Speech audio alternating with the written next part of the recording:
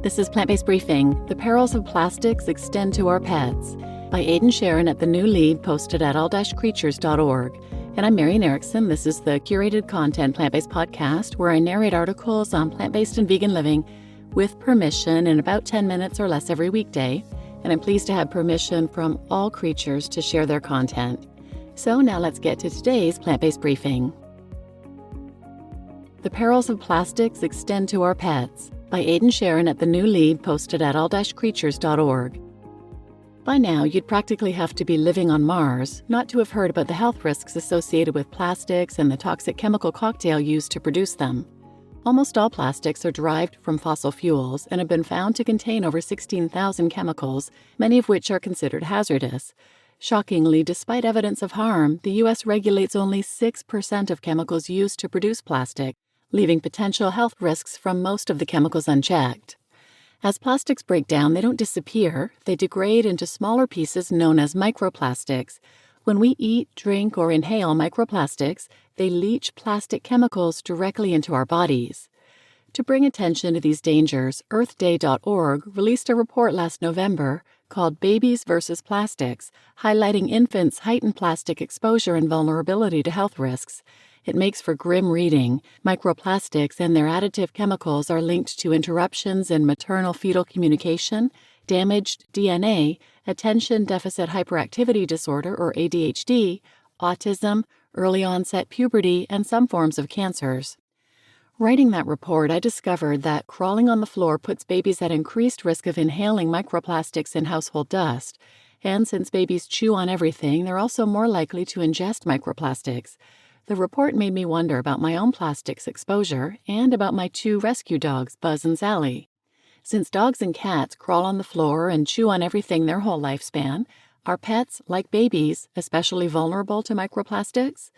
To get some answers, in February I took a tox test for the two most prolific plastic chemicals in use, bisphenols and phthalates, which are both known to be dangerous to human health. The actress Amanda Seyfried, an EarthDay.org supporter and environmentalist, volunteered herself and her dog Finn to get tested too. When the results finally came back after 3 months, everyone was in for a surprise. While my phthalates exposure was low, my bisphenol levels were higher than 89% of all other test results in a national survey by the CDC. Given all my efforts to avoid plastic, I was stunned.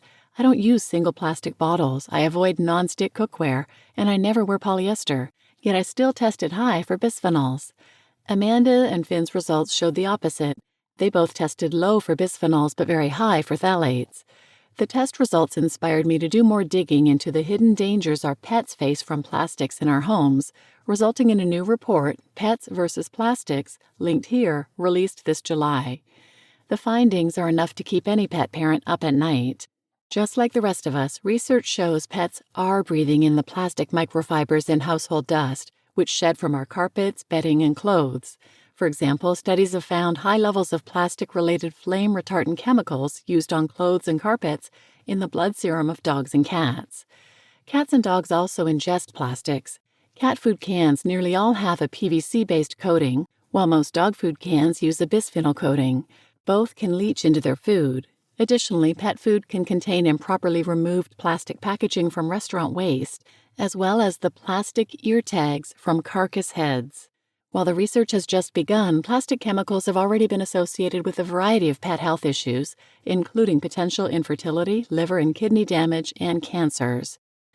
It's not just their food that is putting our pets at risk. 83% of dog owners give their pets inedible plastic toys, which can leach phthalates directly into their gums. This perhaps takes us to one of the most shocking revelations of all. According to the American Pet Products Association, or APPA, there are virtually no federal or state laws that apply expressly to the manufacture and sale of pet toys. Manufacturers can make any claim they like about a pet toy, for example, saying a plastic toy bone is indestructible.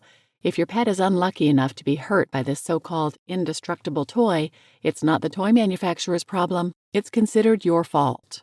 And it's not just the U.S. The global pet toy and accessory industry is essentially unregulated.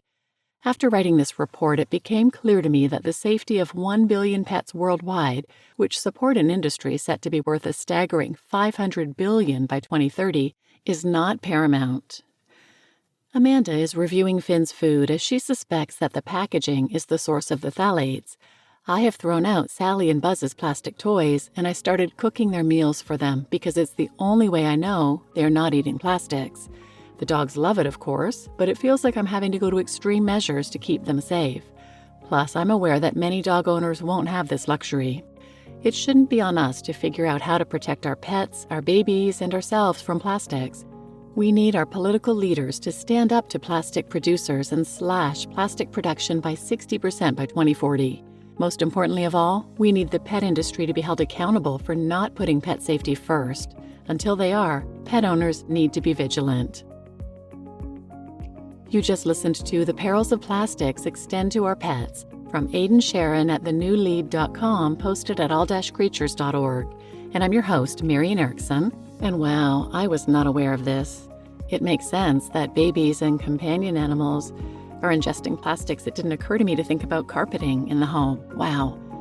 And if you caught the part where he mentioned pet foods containing plastic packaging from restaurant waste, as well as plastic ear tags from carcass heads, you might be interested in episode 649, Feeding Our Pets to Death, What's Really in Pet Food, by Emily Moran Barwick at bitesizevegan.org. I'll link that in the show notes as well. Good information. Please share this with anyone who might benefit, and thanks for listening.